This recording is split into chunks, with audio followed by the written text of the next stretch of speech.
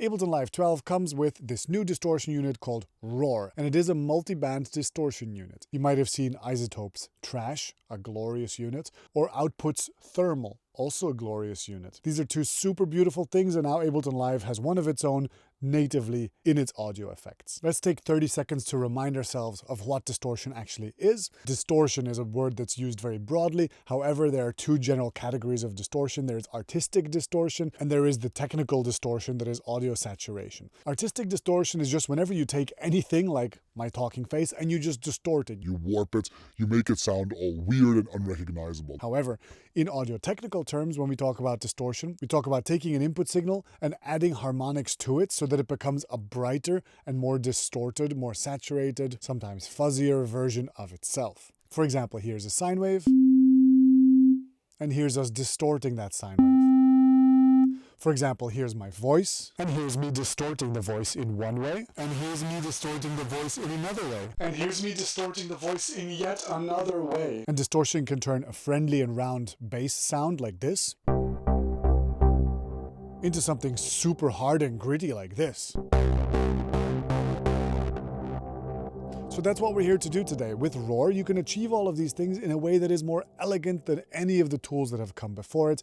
And honestly, my first impressions are really positive. Let's make a little bit of music and I'll show you while I'm making some music the things that it can do. If it sounds good to you, hit the like button, leave a nice little comment below, subscribe to the channel, and let's get into it. Okay, so this is Roar, the little unit that we're talking about. And by default, the routing mode here is on single, so it just acts like a distortion unit. You can turn up the amount, you can change the algorithm here, and so those are all going to give you different feelings. For example, on my voice, we can just crank this up and it's going to get real crunchy. And then we can change. Nice. There's a bit of feedback.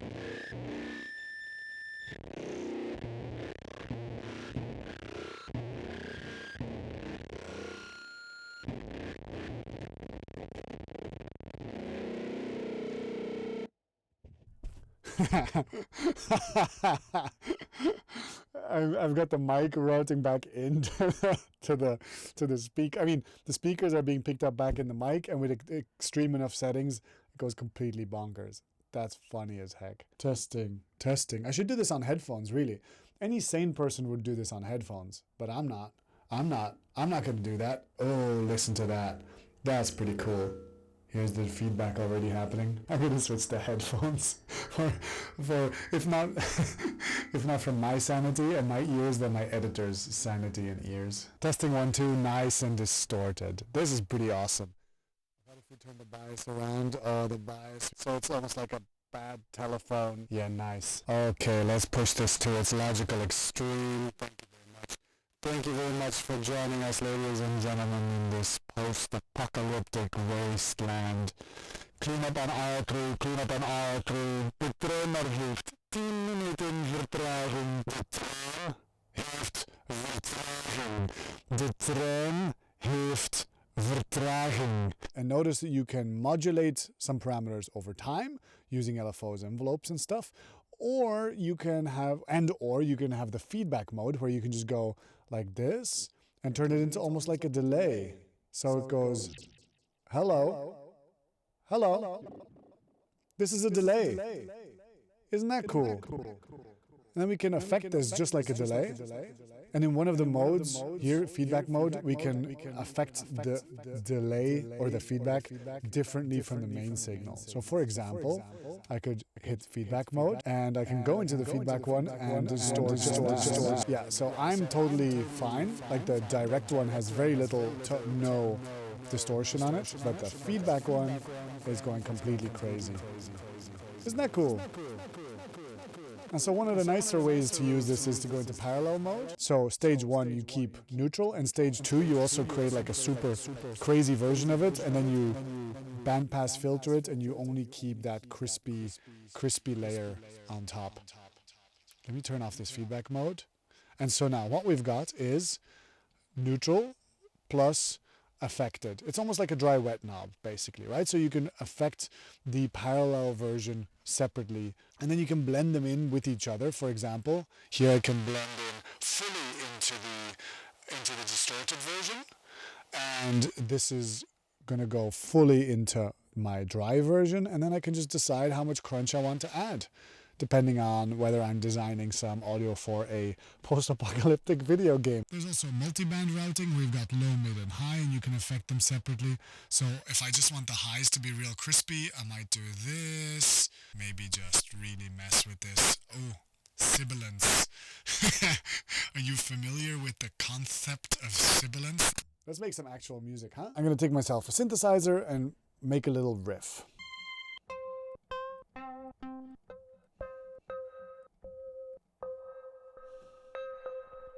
What a clean little sound.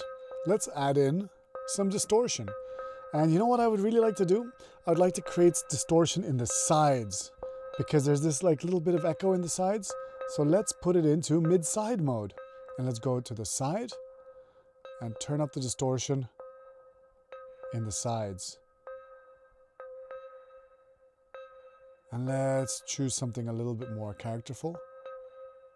You can also change the tone beforehand with like a kind of a, what's that called? One of those seesaw filters. Tilting filter, I guess. Let's add in some drums. Cool. What can we do to this? Well, let's add roar. And in front of roar, let's add some reverb. And again, let's go for that mid-side. So we can only hit the sides. So we really only amplify out that echo of the sides. I do love this. So we can go fully for the mids when we blend it down to 0, or fully for the sides. So let's do something that's kind of characterful like this. Love it. Cool. Solid. Let's add in some lower percussion. Here I want to add some low toms, like this.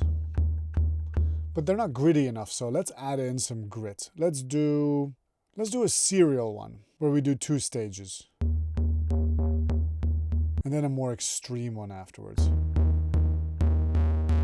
And of course you're adding harmonics here, so when it gets too buzzy, just bring that down.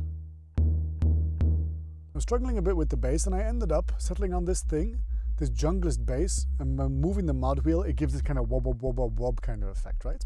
And so as you'll notice, you may not even hear this bass because its frequencies are so low. Let me show you on the spectrum. Look at it, it's down here, like well below 100 hertz, right? And I think that's beautiful. It's a beautiful sound. However, it will get lost in the mix very easily. And so one thing that you might want to do is you might want to add some harmonics through, you guessed it, multiband distortion. How shall we do it? Maybe we could do it in parallel, or we could do it in multiband. Which one of these would be best? Let's try multiband, because we haven't done that much yet today. Let's only do the highs. Well, there's not a lot there to shape. Oh, yeah, hear that noise? Now, you might want to high pass that a little bit so it stays high. Oh, weird, these clicks. That's the envelope clicks from the start and the end of the notes. Gross. So you see how we've taken something that was very subby and given it more mids? I don't know, I think that's pretty cool.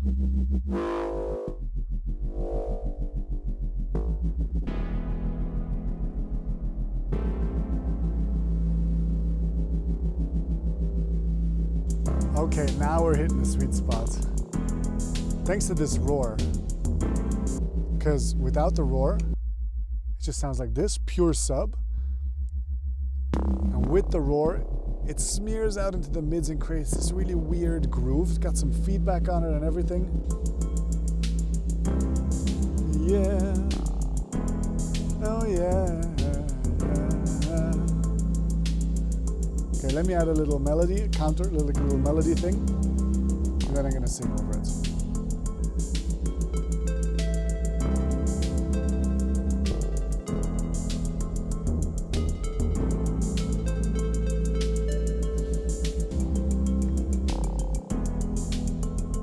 Now this little xylophone, it's beautiful, but it doesn't really stick out through the mix. So what can we do? You guessed it. We can put a roar on there.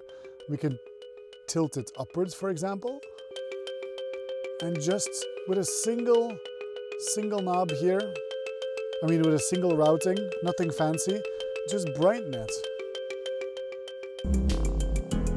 There we go, now it's got a place in the mix. So without roar, that's very quiet as well. So let's actually volume match it more or less. So without roar, it's a bit more dull. And then, there we go, more present, more forward. Love it.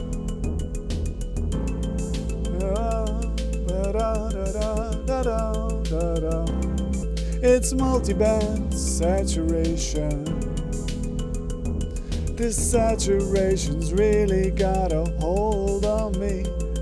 This multiband saturation's gonna set me free. This saturation's really going to be the thing that makes the whole mix work for me.